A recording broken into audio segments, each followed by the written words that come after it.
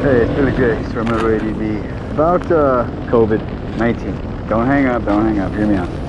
I got tired of not knowing what the hell I was talking about, and I decided just to dig in and get some information, and I did. And the COVID-19 virus has nothing to do with its potency. You're definitely probably going to want to hear this.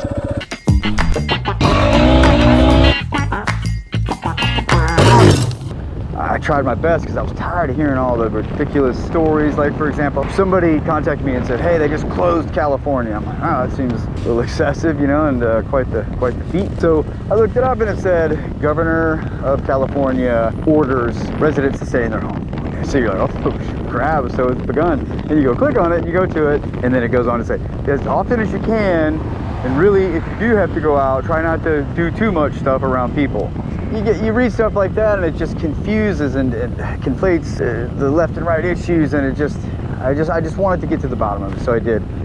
These are not my thoughts, these aren't my opinions. This is from conversations with an adventure writer in Spain and one who was incredibly helpful in Italy, who's right down in the stuff, crying in the streets, and the leading epidemiologist, Professor Gabriel M. Lung, and the other fellow, who's the 83-year-old guy, look him up, Zhong Chong, or yeah, I can't really pronounce his name very well, but he was the one who led the charge and beat SARS. So these guys aren't fools, so the information I'm sharing is coming from them. One of the main misunderstandings and arguments against quarantine is that it's overkill.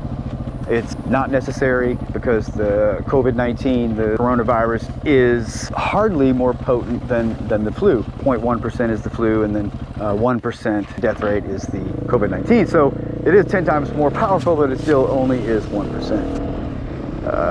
The thing is, the danger in the COVID-19 virus has nothing to do with its potency. That's just incredibly unpleasant. We've talked to a couple people with it. They feel really, really bad. Confusion, getting lost in their house. But that's not the issue. The issue is that COVID-19 is absurdly fast. It's more contagious than the Spanish flu that killed, what, 675,000 people in 1918? You know, granted they didn't have the medicine we have and the ability to communicate abroad and all this, but it was a brutal, nasty flu, and it moved fast. But nothing like COVID-19, and that's why when Professor Gabriel Lung first saw it, as well as the other fellow, we'll just call him Zhao because I can't pronounce any of those names, right away they said, man, this is a pandemic potential because of its characteristics and how quickly it moves. So what happens is, it does kill people and kills a lot more than the flu, but that's something that can be dealt with.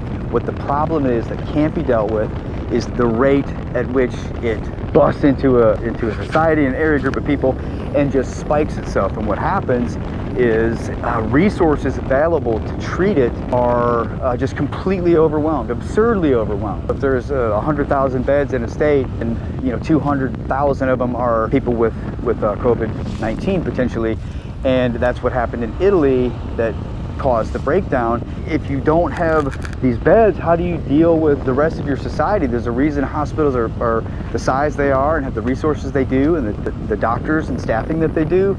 They are operating at close to maximum, and when bad things happen, there's a little bit of a leeway there where they have extra beds and things like that. But when you talk about something that comes on so quickly and so powerfully relative to let's say a standard flu, 10 times as strong, they are justifiably admitted into the hospital. It makes sense to have them there. But then you got traumatic injuries, you have people coming in needing stitches, you have emergency births, you have just everything that's associated with a hospital. And then your doctors are getting sick, all your oxygen's used up, all your resources are just gone, and there begins the problem, because then you get people dying. Like in Italy, they're overwhelming the funeral services in terms of not having a funeral, but just being able to dispose of the bodies. The military had to come in and start hauling bodies off. The leaders of our country, they have a choice. They're like, either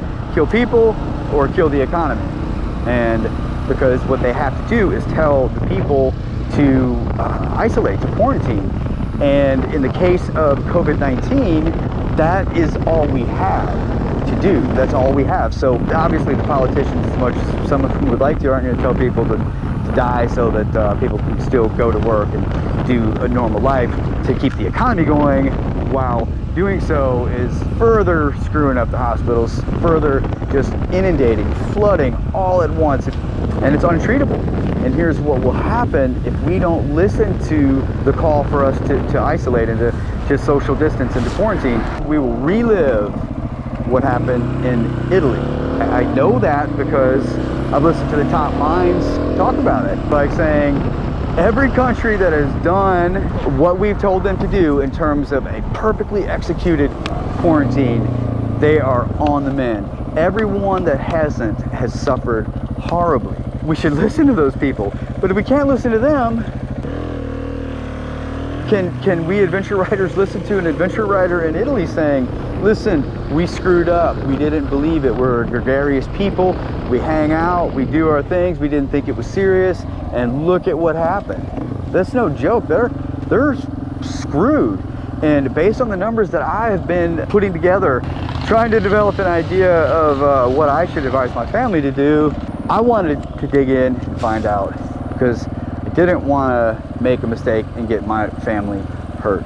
That's not a guilt trip if you don't believe in the quarantines or whatever, but I am telling you this, it's the only thing we have. There is no plan B, there is no medicines, there is no anything. So if you don't listen to the quarantine, you are denying the advice of the people who know and the people who are crying in the streets, begging for us to listen. We can get out of this in a couple of weeks if everybody understands that danger. If you're one of these people that's saying, hey, you know, man, this is blown out of proportion, I'm gonna rock it, I have to say to you, according to these people, that you're profoundly, let me put it another way, I don't want to be accusatory, I just want to say this to you. If that's you, Google it. It didn't take a genius to find out what I found out. It didn't, you know, it didn't take a Babel fish to find somebody in Italy and ask him what's going on and what he thinks we should do based on what circumstances. These people are sober, they're attentive, they just had their world completely rocked, so they're not just saying anything.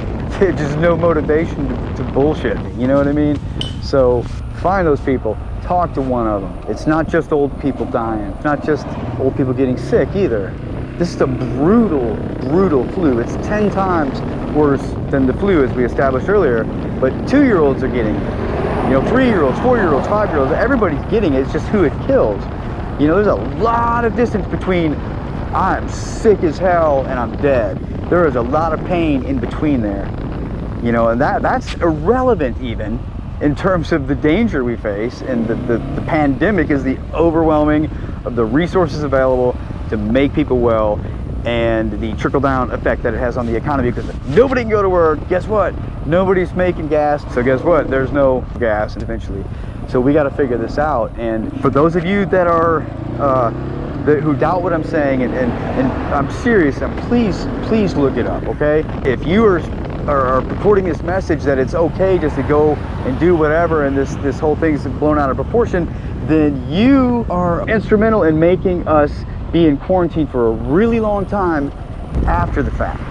We could do it 2 weeks now like a mother and find the spike flatten point and be on with the show here. So guys, let's get out of the way now, man.